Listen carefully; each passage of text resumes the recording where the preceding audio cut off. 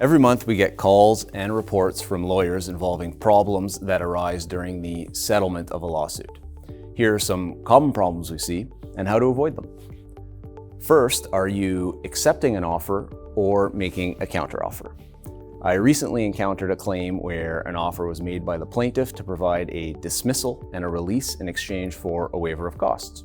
The defendant accepted that offer, subject to the release containing a confidentiality clause. The plaintiff then changed his mind altogether and decided he wanted to go ahead with the action.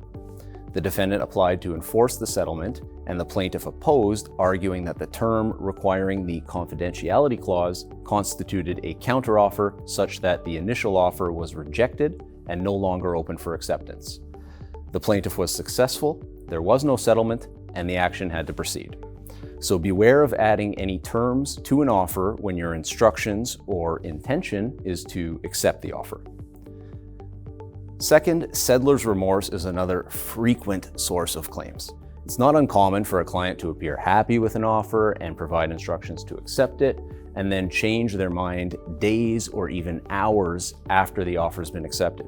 So it's important to carefully document all settlement instructions and make it absolutely clear to the client that there's no turning back once the offer has been accepted.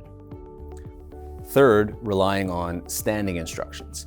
In a recent case, the lawyer had standing instructions from the plaintiff to settle a wrongful dismissal claim. The defendants made an offer within the amount covered by the standing instructions, but also included a condition that the plaintiff had to release other potential tribunal claims involving the same underlying facts. The lawyer didn't believe that any such claims existed, so she didn't consider this in any detail, and the offer was accepted without running it by the client.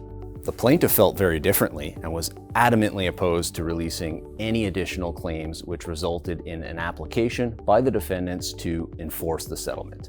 Although unsuccessful, the lawyer had to defend the application for the client at her own cost. So bring every offer to your client's attention, even if you have standing instructions, and document it.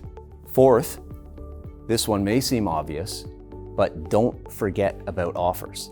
In one case, we had a plaintiff's personal injury lawyer forget about an offer he previously made, and then the facts came to light down the road that increased the quantum significantly.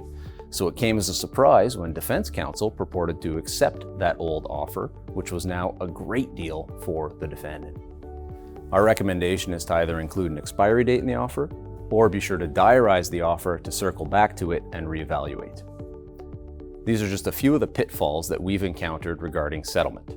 For more examples of settlement mistakes and practice management tips, visit the risk management section on our website, lif.ca.